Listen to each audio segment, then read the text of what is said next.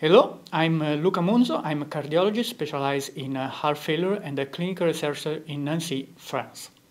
I would like to draw your attention on a study from our group recently published in a European Journal of Heart Failure, namely the relation between aldosterone and cardiac remodeling after a myocardial infarction, or REMI study. The rationale for this study derives from data showing that aldosterone level after acute myocardial infarction were associated with LV remodeling in the mid-term, but data on long-term association are lacking.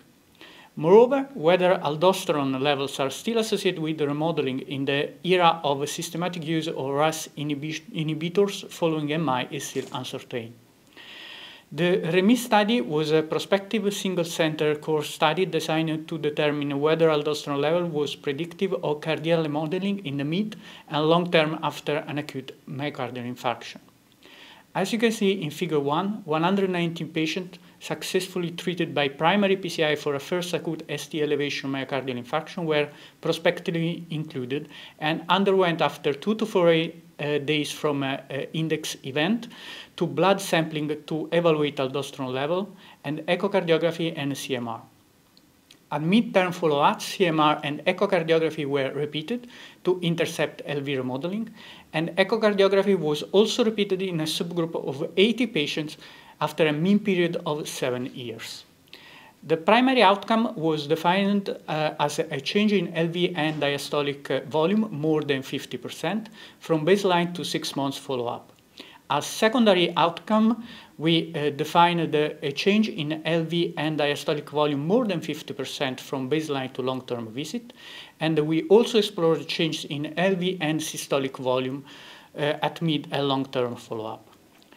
In Figure 2, the multivariable model showed that higher post-MI aldosterone concentrations was significantly associated with more pronounced increase in LV and diastolic volume and LV and systolic volume at 6 months follow-up, regardless of the method of assessment. This result was consistent also in patients with LV ejection fraction more than 40%. The association between plasma aldosterone and adverse LV remodeling did not persist at long-term follow-up. From a clinical perspective, our results are important since they demonstrate that the assessment of aldosterone concentration immediately after a ST elevation myocardial infarction could allow identify patients at high risk for adverse LV remodeling, at least in the mid-term, and thus more prone to benefit from treatment with RAS inhibitors.